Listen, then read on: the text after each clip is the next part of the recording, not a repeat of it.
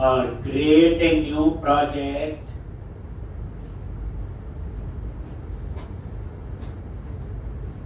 और यहाँ चूज करो ASP.NET Core और यहाँ पे नीचे आप टेम्पलेट, कौन सा टेम्पलेट यूज करना है यही बताया था। ASP.NET Core web application model view controller.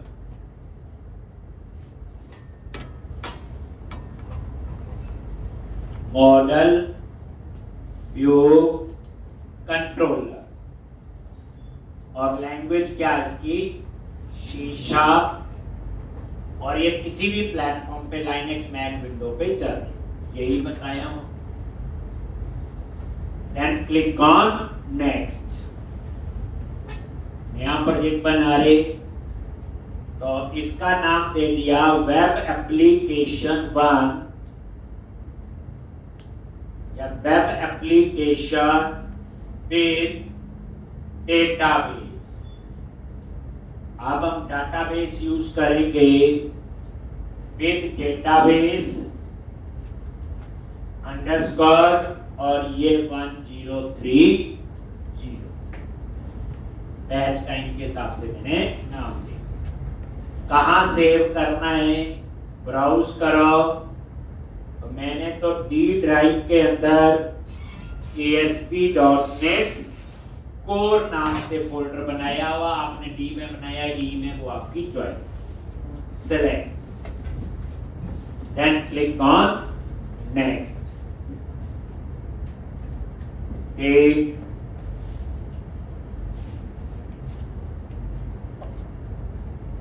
.NET 10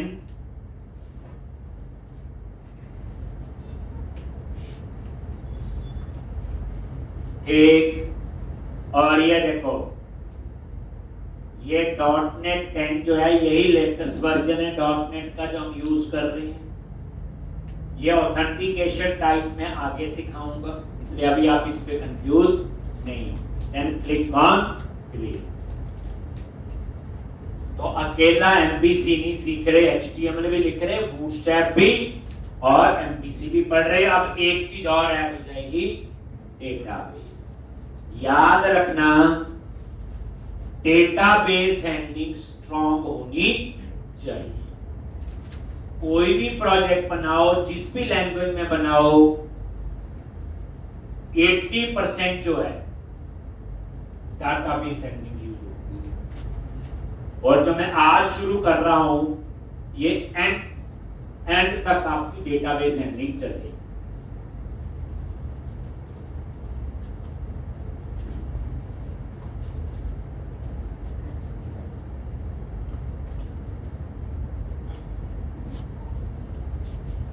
एक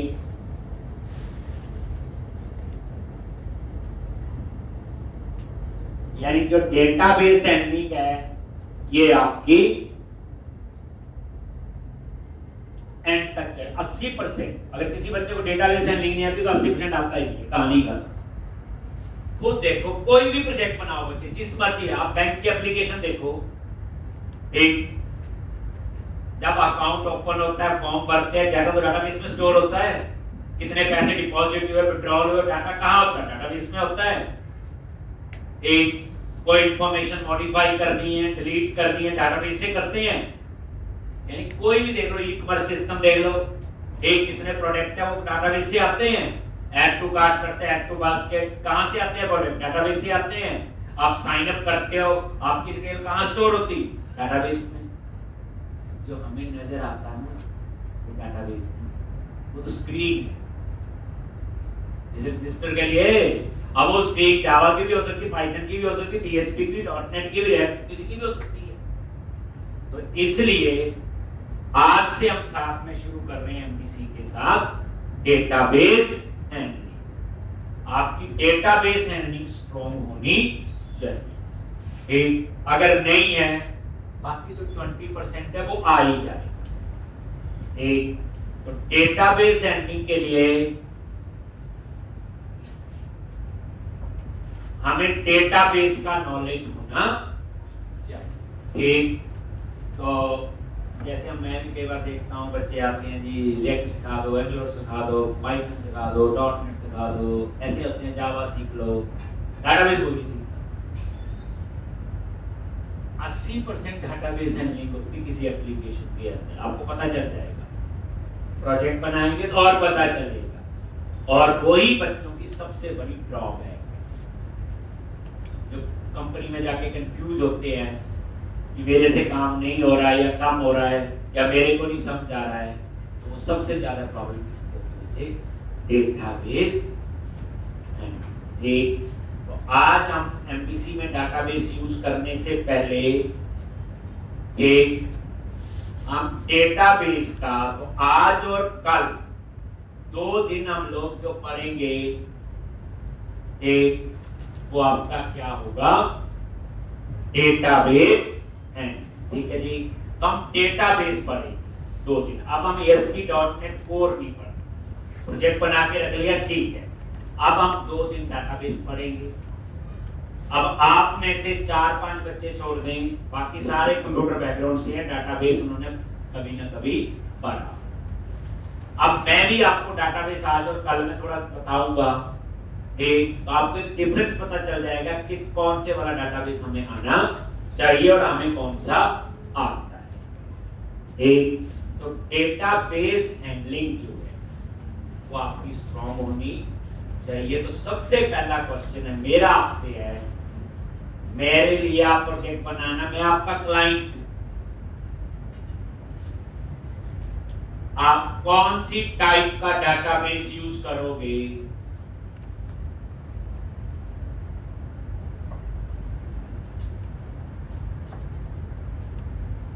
और क्यों करो? मैं क्लाइंट हूं ना, मैंने बोला मेरे इंस्टीट्यूट के लिए ना आपने एक वेबसाइट बनानी है, वेब एप्लीकेशन बनानी है, आप कौन सी टाइप का डाटाबेस यूज करोगे और क्यों करो? साथ में वो भी आए, आपको पता होना चाहिए टाइप्स ऑफ डेटाबेस। डेटाबेस कितने टाइप्स के होते हैं?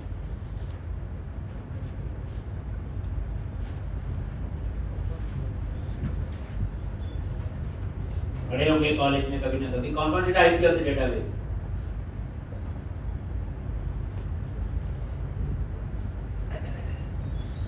इसमें बीसीए की, इसमें एमसीए की, इसमें बीटेक की है। कौन कौन से टाइप के डेटाबेस होते हैं?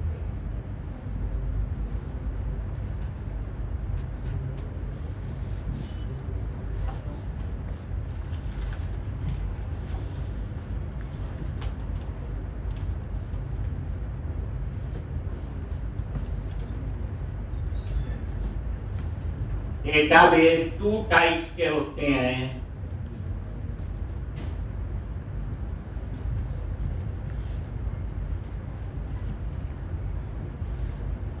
डेटाबेस कितने टाइप्स के होते हैं? 2 types. Number 1,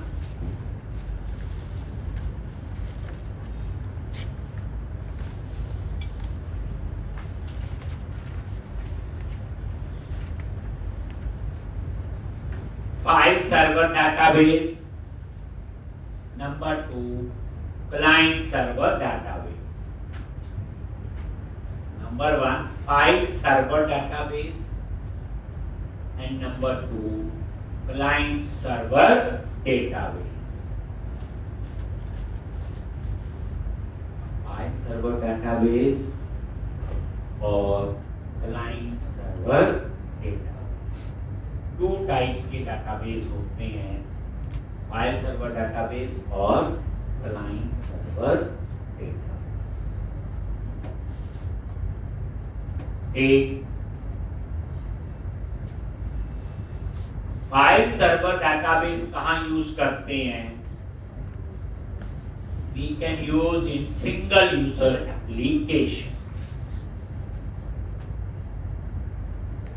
We can use in single user application.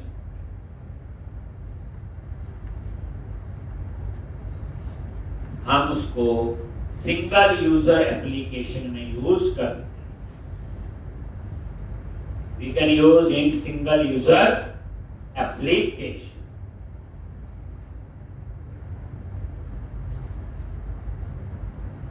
Single user application में यूज करते हैं किसको? File server database. और जो क्लाइंट सर्वर डेटाबेस है उसे मल्टी यूजर एप्लीकेशन में यूज करते हैं। क्लाइंट सर्वर डेटाबेस है we can use in multi user application.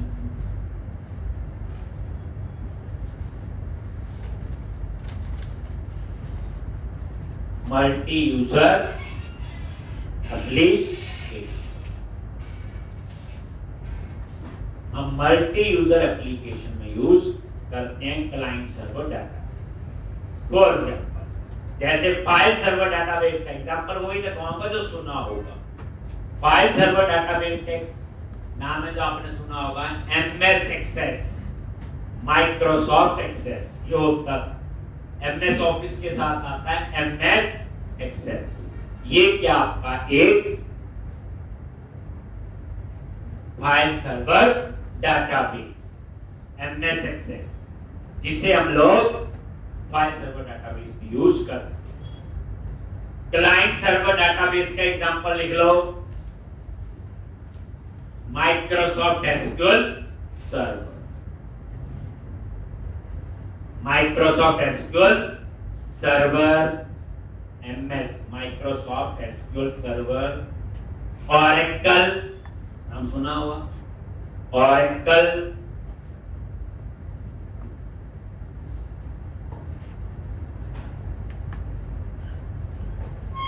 और तीसरा है my SQL.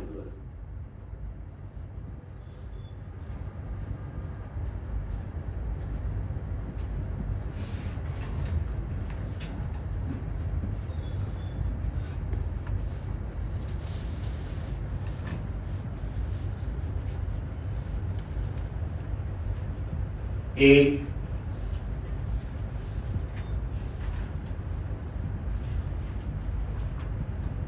Oracle, MySQL, ये भी आपने डाटाबेस सुना हो। ऐसे और भी है वैसे DB2, साइबेस, पैराडॉक्स, लेकिन वही नाम लिखे जो हमने सुने हैं। माइक्रोसॉफ्ट एसक्यूएल सर्वर, ऑरेकल और माई एसक्यूएल डाटाबेस है क्लाइंट सर्वर डाटाबेस। तो याद रखना जो वेब एप्लीकेशन होती है वो मल्टी यूजर होती है। कौन सी होती है? आप देख लो याहू है, कई लोग खोल के बैठे होते हैं सेम टाइम पे। हॉटमेल, गूगल, ये क्या सारी जितनी भी वेब एप्लीकेशन है वो क्या होती है? आपकी इंटरनेट बेस्ड एप्लीकेशन क्या होती है? Multi user. आपको पता चल गया यहां हम क्या यूज करेंगे? Client server database. मैंने क्वेश्चन यही पूछा ना आपसे, आपने मेरे लिए एक इंटरनेट बेस्ड एप्लीकेशन बनानी है, वेब एप्लीकेशन बनानी है, आप कौन सी टाइप का डाटाबेस यूज करोगे? आप बोलोगे कि जो वेब एप्लीकेशन होती है वो क्या होती है? आपकी मल्टी यूजर। एक और मल्टी यूजर है तो उसके लिए हम क्लाइंट सर्वर डाटाबेस यूज करेंगे। यही क्वेश्चन मैंने आपसे पूछा, क्योंकि हम लोग इंटरनेट बेस्ड एप्लीकेशन बनाना सीखेंगे, वेब एप्लीकेशन बनाना सीखेंगे। एक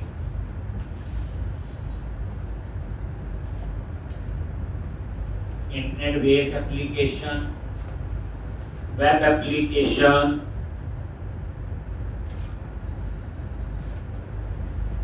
ये हमने सीखा। Internet based application, web application, एक ये हम लोग सीखते। तो इसके लिए आपको क्लाइंट सर्वर डाटाबेस करना पड़ेगा। अब आपसे पूछे कोई कि वेब एप्लीकेशन बनानी है, आप कौन सी टाइप का डाटाबेस यूज करोगे? आप बोलोगे क्लाइंट सर्वर कहाँ यूज होता है? मल्टी यूजर एप्लीकेशन में, और सारी वेब एप्लीकेशन होती ही वैसे मल्टी यूजर। आप तो बोलेंगे कहां से पढ़ा, ये छोटू सर ने बताया, यही बोलना आपको फिर नहीं समझ, ये तो डेफिनेशन समझाना और फर्क है। तो अब मैं आपको बता रहा हूं फाइल सर्वर डाटाबेस और क्लाइंट सर्वर डाटाबेस कैसे काम करता है। देखो, ये एक डाटाबेस फाइल है, सर्वर पे होगी। अब ये डाटाबेस फाइल जो मत एक्सटेंशन और अलग-अलग डाटाबेस की अपनी होती है, ओरेकल की अपनी है, माईसीक्वल की अपनी है, एमएस एक्सेस की अपनी है, ध्यान से समझ। और ये यूजर जो है वो उसको एक्सेस करे।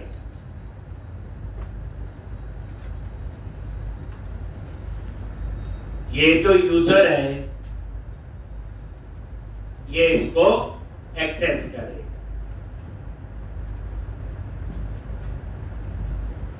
तो यूजर जो है इस डाटाबेस फाइल को एक्सेस करेगा। तो फाइल सर्वर डाटाबेस में क्या होता है? फाइल सर्वर डाटाबेस जिसे सिंगल यूजर में यूज करते हैं, उसमें जो यूजर है वो डायरेक्ट फाइल को एक्सेस करता है। जो यूजर है डायरेक्ट फाइल को एक्सेस करता है। ठीक, जैसे मान लो मैं एक यूजर हूं और मैंने किसी फाइल को डायरेक्ट एक्सेस कर लिया, डबल क्लिक किया, लो हो गई एक्सेस। तो इसमें क्या होता है आपका, एक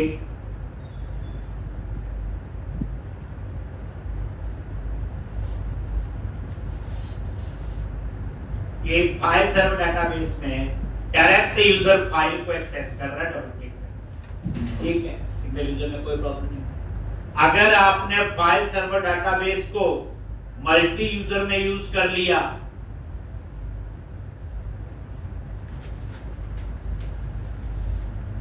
इसमें यूज कर लिया मल्टी यूजर,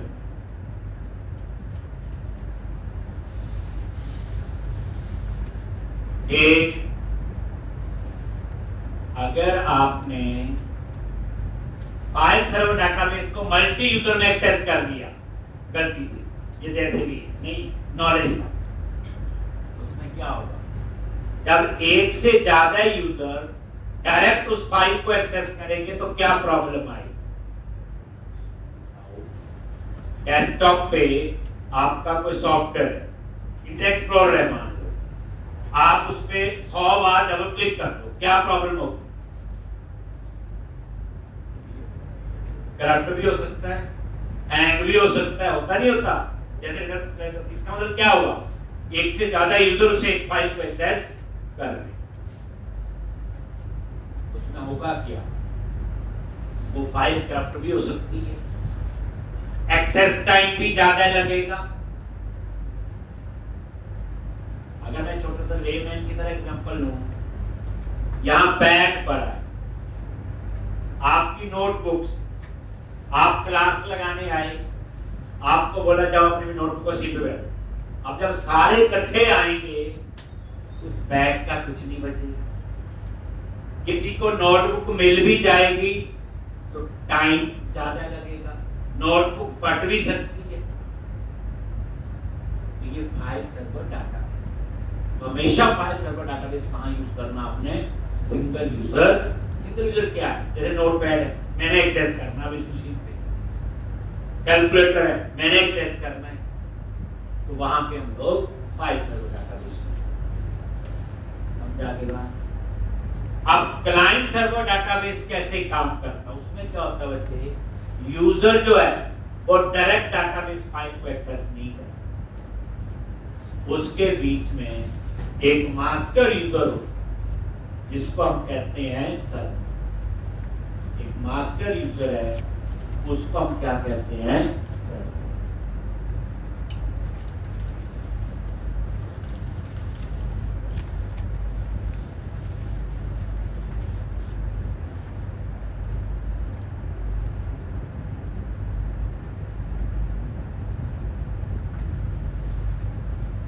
एक मास्टर यूजर होता है, उसको हम क्या कहते हैं? सर्वर।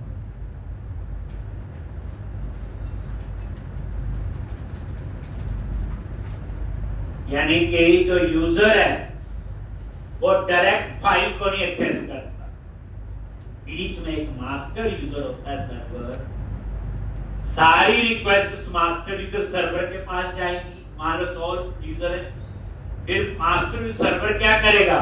हर एक रिक्वेस्ट का क्यू बनाएगा, लाइन, फिर वो एक एक रिक्वेस्ट को एग्जीक्यूट करवा। ऐसे काम करता है क्लाइंट सर्वर डाटाबेस। जैसे सिंपल एलिमेंट की तरह बैग पर है, आपकी नोटबुक पर, एक आप क्यू में लाइन में आ रहे, एक एक नोटबुक उठा रहा है और बैग जो लाइन बनवा रहा है बाहर वो सर्वर हो गया। तो आप सारे गए थे बैच लाइन के हिसाब से, समझ गए? क्लाइंट सर्वर डाटाबेस में क्या होता है? यूजर डायरेक्ट फाइल को एक्सेस नहीं करता, बीच में आपका एक मास्टर यूजर होता है, उसे हम क्या कहते हैं? सर्वर। सारी रिक्वेस्ट सर्वर पे जाएंगी इकट्ठी, वो क्यू बना के एक रिक्वेस्ट को एग्जीक्यूट करवाएंगे। दैट्स व्हाई हम मल्टी यूजर एप्लीकेशन में किसको यूज करते हैं? Client server database. अगर फाइल सर्वर डाटाबेस यूज करेंगे तो फाइल करप्ट हो सकती है, एक्सेस टाइम ज्यादा लग सकता है, लेकिन क्लाइंट सर्वर में ये प्रॉब्लम। अब आप बताओ हम क्या यूज करेंगे? Client server database. अब आप देखो कितना इंपॉर्टेंट कोई कांसेप्ट है। अब आप वेब एप्लीकेशन बच्चे याद रखना, जो मैं पढ़ाता हूँ ना, ये कोई टेक्नोलॉजी स्पेसिफिक नहीं है। अब ये वेब एप्लीकेशन किसी भी लैंग्वेज में बनाओ, आपको क्लाइंट सर्वर डाटाबेस ही यूज करना। डाटाबेस कोई भी यूज क्लाइंट, जैसे हम लोग तो यूज करने वाले हैं अभी माइक्रोसॉफ्ट एसक्यूएल सर्वर।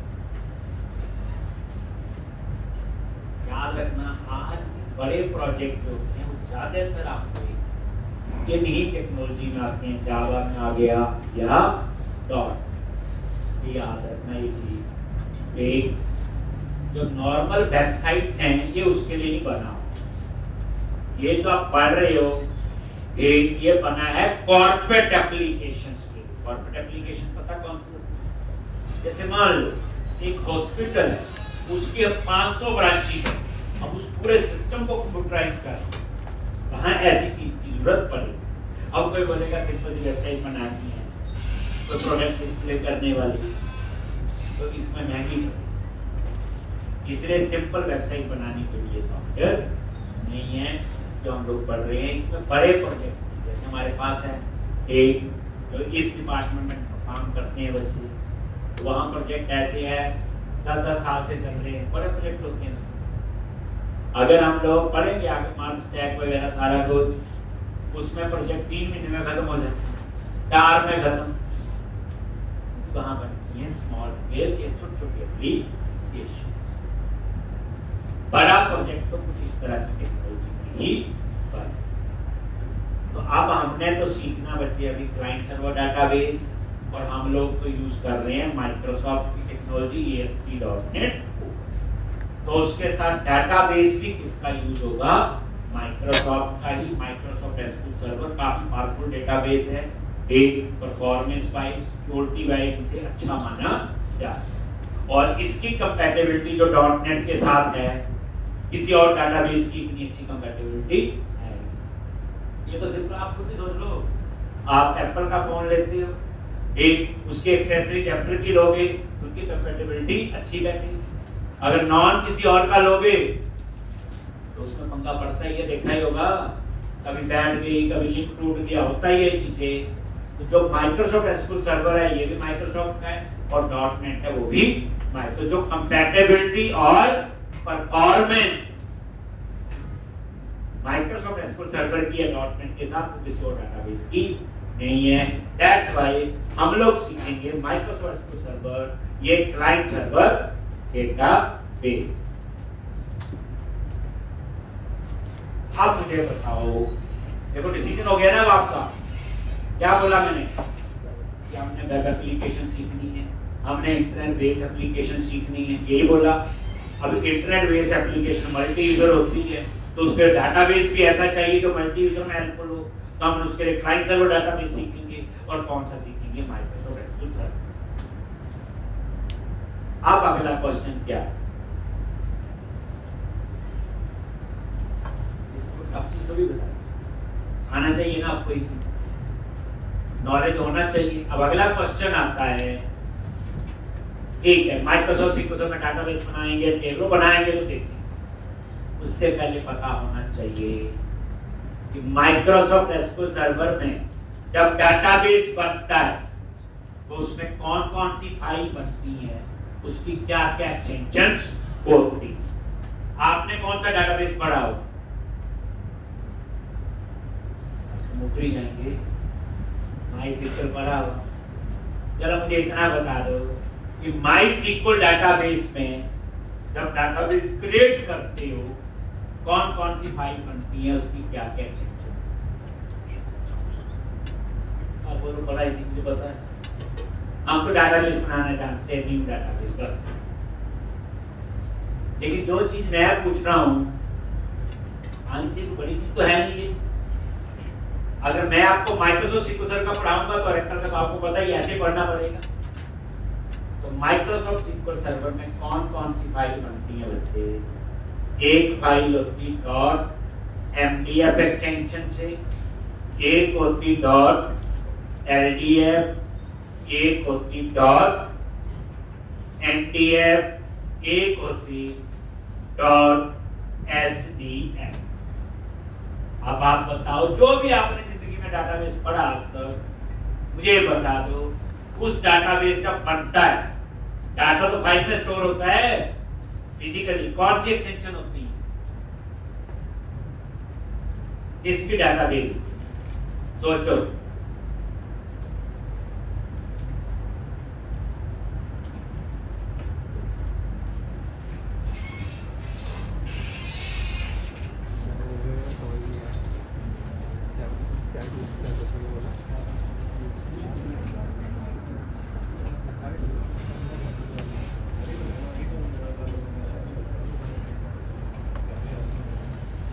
अब ये देखो MDF, LDF, NDF और SDF।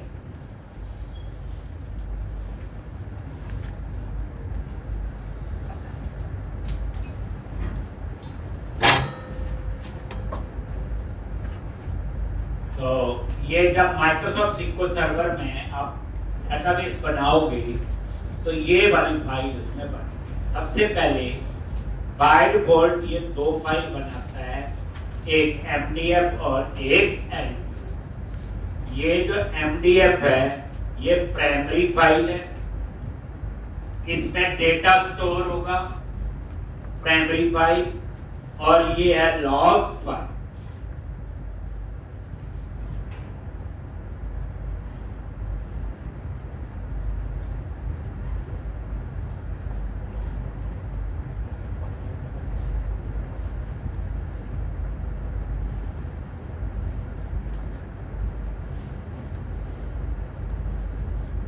MDF primary file, LDF log file. ठीक, तो ये आपका MDF प्राइमरी फाइल और LDF लॉग फाइल। ठीक, अब ये जो लॉग फाइल है इसे हम ट्रांजैक्शन लॉग फाइल भी बोलते हैं। Transaction log file, transaction log file भी बोलते हैं, जो .ldf। एक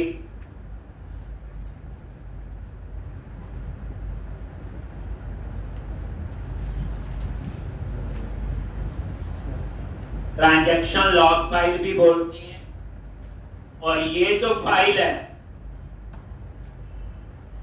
एक, जैसे मान लो कल को प्राइमरी फाइल करप्ट हो गई किसी वजह से, हम LDF फाइल से रिकवरी कर सकते हैं, इसलिए इसको ट्रांजैक्शन लॉग फाइल भी बोलते हैं। लॉग फाइल होती है। ठीक, तो जब भी बच्चे डाटाबेस बनाएंगे हम लोग, ये बाय डिफॉल्ट दो फाइल बनाएंगे, एक की एक्सटेंशन .mdf और एक की एक्सटेंशन .ld। याद रखना मंडे से आपकी एक एक्स्ट्रा क्लास शुरू हो रही है बच्चे, हेल्पिंग बैच 9:15 to 10 o'clock तक क्लास होगी 45 मिनट की, और उस क्लास में आपको पहले 15 दिन डाटाबेस के बेसिक सिखाएंगे, अगले 1.5 महीने सी और C++। एक मैं उतना ही सिखाऊंगा जो मुझे चाहिए, एक तो वो क्लास लगा लोगे, उसकी कोई बच्चे एक्स्ट्रा फीस नहीं है। और ये तो मुझे पता चल ही गया कितना आता है, एक तो मैं तो बोलूंगा सबको लगानी चाहिए .mdf.ldf, ठीक है जी। फिर ये mdf जो होती है सेकेंडरी फाइल,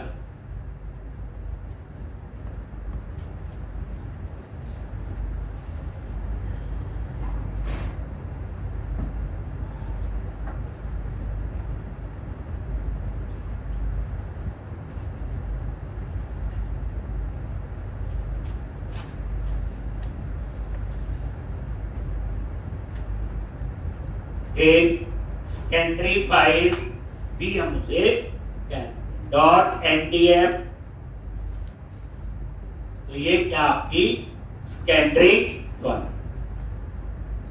और ये जो सेकेंडरी फाइल है, जब प्राइमरी फाइल का साइज एक्सीड होता है तब ये फाइल हम बनाते हैं। जैसे मान लो ये डाटाबेस प्राइमरी फाइल है, इसमें वैसे हम अनलिमिटेड डेटा स्टोर कर सकते हैं, but limited to the drive. मान लो डी ड्राइव है, अब डी ड्राइव में क्या है 50 जीबी बची है, तो 100 जीबी थोड़ा स्टोर कर सकती है, तो लिमिटेड टू द ड्राइव। तो हम लोग क्या करते हैं, हम डाटाबेस का ना साइज दे देते हैं। तो मैंने यहां मान लो साइज दे दिया 100 जीबी। इसका मतलब क्या हुआ, इस फाइल में डेटा जो है 100 जीबी तक स्टोर होगा, क्योंकि मेरी डी ड्राइव में इतनी जगह है सी में मान लो।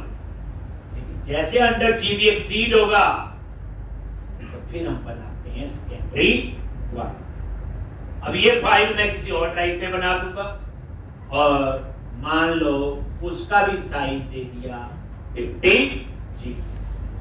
अब ये सेकेंडरी फाइल ऑटोमेटिकली नहीं बनती, ये हमें बनानी पड़ती है। डाटाबेस एडमिनिस्ट्रेटर होते हैं, इनका काम होता है वो साइज देखते रहते, जैसे साइज बना तो ये फाइल हम लोग बनाएंगे। यूजर डिफाइंड फाइल बोलते हैं, ये यूजर डिफाइंड होती है, नहीं अपने आप नहीं बनती। अगर ये साइज इंक्रीज हो गया तो सेकेंडरी फाइल याद रखना मल्टीपल भी हो सकती, और ये आपकी एक और सेकेंडरी फाइल।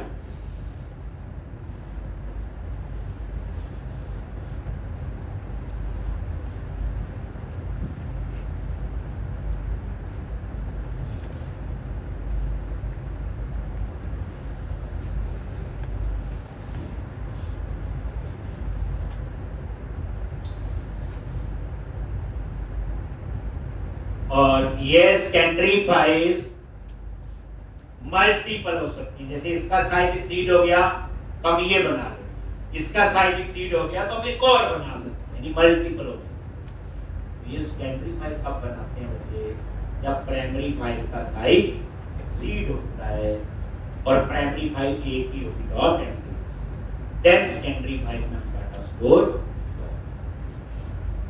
.sdf जो होती है बच्चे, ये किसके लिए होती है, मोबाइल डेटा। ये बड़ी कॉम्पैक्ट फाइल होती है, एक इसके अंदर ये मोबाइल के लिए ये कम यूज होता है बच्चे। जैसे माइक्रोसॉफ्ट का मोबाइल में इतना नहीं है बताइए आपको, बट ये दिया हुआ प्रोविजन, तो कल को कोई पूछे क्या माइक्रोसॉफ्ट सिक्वल सर्वर में मोबाइल डाटाबेस का अलग से कोई है, यस .sdf। कौन सी होती है, .sdf।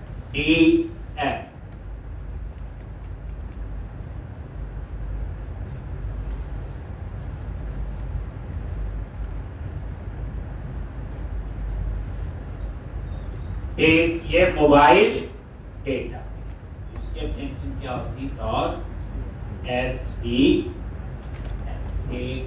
ये जो .sdf है आपकी, ये मोबाइल डाटाबेस की एक्सटेंशन है। कौन सी है? Mobile data.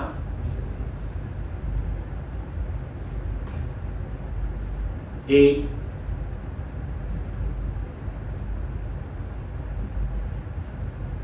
मोबाइल डाटाबेस की एक्सटेंशन है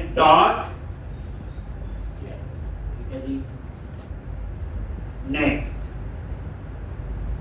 तो जब हम डाटाबेस बनाएंगे तो ये दो फाइल समझ आ गया आपको। प्राइमरी फाइल का साइज एक्सीड होगा तो हम सेकेंडरी फाइल बनाते हैं, और मोबाइल डाटाबेस होगा तो उसके लिए एक ही फाइल बनती है जिसकी एक्सटेंशन क्या होगी .s। नेक्स्ट, जब मैं कहता हूं मुझे डाटाबेस आता है, ये समझ आ गया मुझे? ठीक, तो डाटाबेस में मुझे क्या आना चाहिए? एक तो हमें डाटाबेस में नॉलेज होना चाहिए एसक्यूएल। पता आपको ये क्या है? क्या है? पहली बात, एसक्यूएल कोई डाटाबेस नहीं है। मैंने काफी बच्चे देखते हैं एसक्यूएल आता नहीं, मेरे को कौन सा डाटाबेस? एसक्यूएल तो कोई डाटाबेस है ही। एसक्यूएल क्या है? एक language, structure query language. SQL क्या आपकी एक लैंग्वेज है, structure query language. It is base language for all database. It is base language for all databases.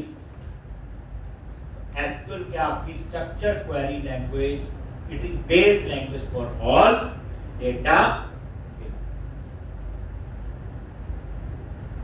यानी चाहे ओरेकल आता हो, चाहे माइस्क्यूएल आता हो, कोई भी डाटाबेस आता हो, एसक्यूएल उसकी बेस लैंग्वेज। जैसे आप पढ़ने आए हो सी शार्प, ASP.NET, तो मैंने बोला आपको बेसिक नॉलेज C++ का होना चाहिए। तो प्रोग्रामिंग की बेसिक लैंग्वेज C++ है, उसके बाद ही हम कुछ सीखते हैं। बिल्कुल वही एसक्यूएल की आपकी बेस लैंग्वेज है, structure query language. It's base language for all database. It is simple English-like language.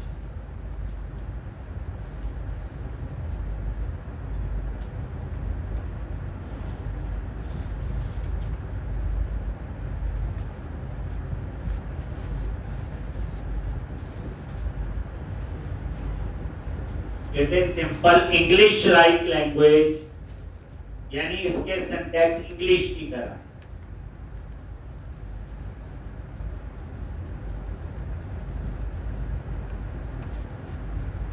यानी एसक्यूएल के जो सिंटैक्स हैं वो कैसे हैं आपके इंग्लिश की तरह, सिंपल इंग्लिश जैसे सिंटैक्स। और ये नॉन प्रोसीजरल लैंग्वेज, ये नॉन प्रोसीजरल, केवल इंटरव्यू में पूछते हैं किसी नॉन प्रोसीजरल लैंग्वेज का नाम बताओ, वो आपकी एसक्यूएल। इसमें प्रोसीजर फंक्शन नहीं होता, ये नॉन प्रोसीजरल लैंग्वेज भी हम कहते हैं।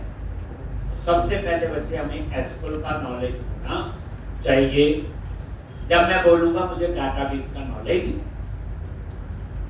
दे रहे हैं, अब इस एसक्यूएल में वो इंसर्ट, अपडेट, लीव, सिलेक्ट को पढ़ेंगे तब हम लोग देखेंगे। फिर हमें नॉलेज होना चाहिए T-SQL।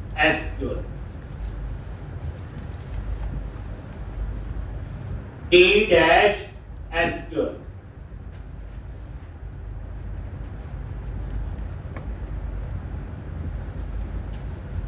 ट्रांजेंट sequel,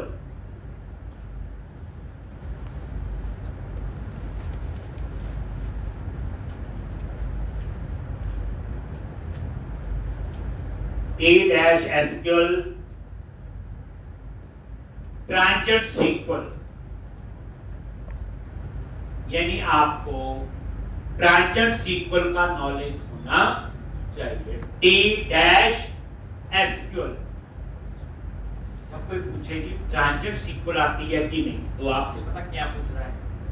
Microsoft sequel sir में प्रोग्रामिंग आती है कि प्रोग्रामिंग होती है, और उसको हम कहते हैं T-, जैसे केवल इतना पूछे जी ट्रांजेंट सीक्वल का नॉलेज है, ठीक, जेडी में लिखा होता कि पर्सन को नॉलेज होना चाहिए T-SQL। आपको पूछ रहा है माइक्रोसॉफ्ट सिक्वल में प्रोग्रामिंग आती है कि अब इसमें क्या चीजें होती हैं प्रोग्रामिंग में, लिखो स्टोर प्रोसीजर, पढ़ेंगे हम लोग ये स्टोर प्रोसीजर, फंक्शंस, फंक्शंस होते हैं triggers, TRIGGERS, triggers,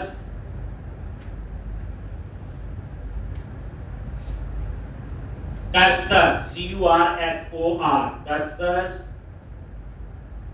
indexes,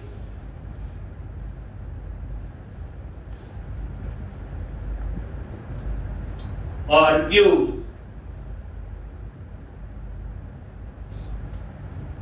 view एक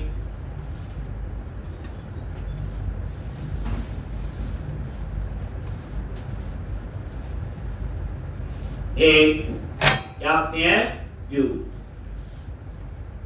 store procedure, functions, triggers, cursors, indexes और व्यू। फिर आपको इसका भी नॉलेज होना चाहिए। लेकिन आप बोलो जी एसक्यूएल और ट्रांजिट सीक्वल का अगर मुझे नॉलेज है, एक मुझे डाटाबेस आता है, बिल्कुल it is just 20% of any database. हम ये बोलेंगे हम इतने नॉलेज के बाद डाटाबेस यूज करना जानते हैं, आप ये नहीं बोलोगे डाटाबेस आता है। डाटाबेस आने की डेफिनेशन ये है, जैसे 5-5.5 महीने का आपका पूरा कोर्स है, डाटाबेस का भी इतना बड़ा कोर्स हो, तब बोलोगे कि ठीक है मुझे अब डाटाबेस आता है। तो हमें सिर्फ 20% डाटाबेस का ही नॉलेज होता है, जो एज ए डेवलपर जितना हमें चाहिए। वो तो डाटाबेस की स्पेसिफिक जॉब करनी है, तब वो सारा कुछ आना चाहिए। तो जितना एक डेवलपर को चाहिए उतना तो हम भी डिस्कस करेंगे। तो ये नॉलेज होना चाहिए। अब आपको पता ही होगा कितना इसमें पता है और कितना। अब नेक्स्ट क्वेश्चन है, अब हमें डाटाबेस बनाना है। क्या बनाना है जी? डाटाबेस। तो याद रखना, जो हम लोग एप्लीकेशन बनाते हैं, अब नई चीज सीखो, चाहे वो ASP.NET कोर में, चाहे जावा में, चाहे पाइथन में, वेब एप्लीकेशन वो एक अलग सर्वर पे रन होती, और जो डाटाबेस है वो अलग सर्वर, और उसको हम कहते हैं डाटाबेस सर्वर। और जहां मेरी एप्लीकेशन है उसको हम कहते हैं एप्लीकेशन सर्वर। जो कल एप्लीकेशन बना रहे थे, रन हो रही थी, या छोटा सा प्रोग्राम था, वो कहां रन हो रही? Application server. और डाटाबेस अलग सर्वर पे होता है, उसे बोलते हैं हम डाटाबेस। तो अब मेरा काम अब अगला है कि डाटाबेस सर्वर पे जाके हमें डाटाबेस बनाना। एक डाटाबेस सर्वर पे जाके हम डाटाबेस बनाएंगे, तो हमारे पास उस सर्वर की डिटेल चाहिए। तो आपकी मशीन पे माइक्रोसॉफ्ट सिक्वल सर्वर इंस्टॉल हो गया। जिन्होंने विजुअल स्टूडियो यहां पे इंस्टॉल करवाया है वो कर दिया। एक तो यहां पे Microsoft SQL server already installed है आपकी मशीन। अब बच्चे इसके अलग अलग एडिशंस होते हैं। देखो वर्जन तो कोई भी कर लो, क्योंकि एज ए डेवलपर हमने यूज करना है, हम किसी भी वर्जन में काम कर सकते हैं, चाहे सिक्वल सर्वर 5 हो, चाहे सिक्वल सर्वर 2026, चाहे सिक्वल सर्वर 2018 हो, चाहे सिक्वल सर्वर 2022।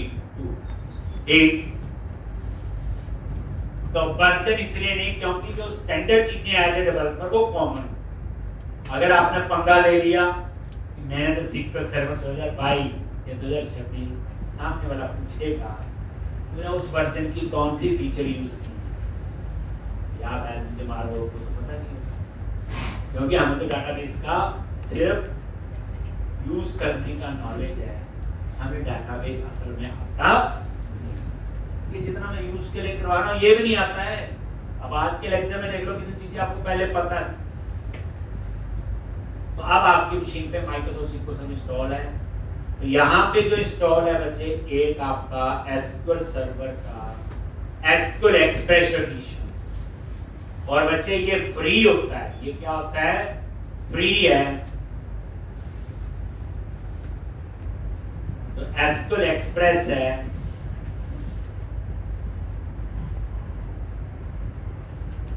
ये फ्री, इसके लिए कुछ लाइसेंस की जरूरत नहीं होती। अभी हमने वही यूज कर, लेकिन उसके बाद SQL सर्वर का एक आपका डेवलपर एडिशन होता है। कौन सा होता है? ये पेड होता है। ये जो SQL एक्सप्रेस है ये सिर्फ हम लोग यूज कर सकते हैं पढ़ने के लिए, स्टूडेंट्स के लिए। जो SQL एक्सप्रेस है वो किसके लिए है? स्टूडेंट्स के लिए। तो हम लोग आपको पढ़ने में यूज कर सकते हैं, लेकिन प्रोफेशनली जब कंपनी में जाएंगे ये उसके लिए एडिशन नहीं करना, उसके लिए आप डेवलपर यूज करो। लेकिन ये डेवलपर एडिशन है, इसकी कॉस्ट भी 2,500-3,000 होती है, 2,500 to 3,000 पर यूजर। जैसे कोई छोटी सी कंपनी है, उसके बाद .NET के 10 डेवलपर हैं, तो वो 10 लाइसेंस ले लेंगे डेवलपर एडिशन के और उन 10 मशीनों पे इंस्टॉल कर दें, बस। तो 10 के हिसाब से 3,000 का भी हुआ, एक तो 30,000 पे करना पड़ेगा उस यूजर का लाइसेंस की फीस। तो छोटी छोटी कंपनी वो यूज करती हैं, बट जैसे हम अपनी कंपनी की बात करें, हम नहीं यूज करते ये, तो ये हम लोग यूज करते हैं इसका स्टैंडर्ड एडिशन। ये स्टैंडर्ड एडिशन 2 लाख के आसपास आता है, 20 यूजर का होता है रफली। कितने का होता है ये? 20 से ज्यादा यूजर होंगे तो और पे करना पड़ेगा। अब स्टैंडर्ड एडिशन और इसमें फर्क क्या है? डेवलपर एडिशन है 10 यूजर है, 10 की मशीनों पे इंस्टॉल किया, कल को एक मशीन खराब हो गई तो नई मशीन पे नहीं वो डाटा, उस मशीन को ठीक करना पड़ेगा, उसका डाटा कॉपी करना पड़ेगा। तो एक लंबी प्रोसेस है। डेवलपर बेला बैठा रहेगा, जो नेटवर्क में IT वाला बंदा वो करेगा, उस कंप्यूटर को प्रॉब्लम आ गई। लेकिन स्टैंडर्ड एडिशन में क्या होता है बच्चे? एक सेंट्रलाइज सर्वर होता है, उसके साथ 20 क्लाइंट्स होते हैं। मान लो उसकी ये मशीन खराब हो गई तो दूसरी पे बैठ के काम कर लेगा, क्योंकि डाटा तो सेंट्रलाइज कहां से आएगा? सर्वर। स्टैंडर्ड एडिशन में क्या होता है? हम कंपनी में एक सर्वर बना देते हैं, सारा डेटा वहां होता है। अगर वो 30 क्लाइंट है मान लो, या 25 या 30 है, तो जिसका अगर प्रॉब्लम आ गई तो लॉगिन करके दूसरे की मशीन पे वो एक्सेस हो सकता। इसलिए स्टैंडर्ड एडिशन हम लोग यूज करते हैं और कंपनी में हमारा स्टैंडर्ड यूज होता है। ऐसे ही एंटरप्राइज है, ये तो 12-15 लाख का होता है, तो रहने दो। ये प्रोडक्शन सर्वर पे यूज होता है। जैसे आपने प्रोजेक्ट बना लिया, अब उसको लाइव करना है, तो वहां कौन सा होगा? Enterprise edition. वो उसके बदले में हमसे पैसे लेते हैं। मतलब प्रोजेक्ट बना के लाइव करके ना सर्वर पे जहां चलेगा, डाटाबेस सर्वर, वो पैसे लेते हैं, तो वहां भी क्या मिलेगा? Enterprise edition. एक तो अभी बच्चे आपकी मशीन पे SQL सर्वर का SQL एक्सप्रेस एडिशन इंस्टॉल हो चुका है, और कल हम सीखेंगे इसमें हमने डाटाबेस कैसे बनाना। जैसे हम डाटाबेस बनाएंगे तो 2 फाइल अपने आप बनेगी, .mdf और .ldf। जब डाटाबेस बनाएंगे फिर टेबल बनेंगे, प्राइमरी की, फॉरेन की, डाटा टाइप, ये भी नॉलेज होना चाहिए। तो कल हम लोग वो डिस्कस करेंगे। जितना डाटाबेस में बता रहा हूँ उस तरह से आपको नॉलेज होना चाहिए।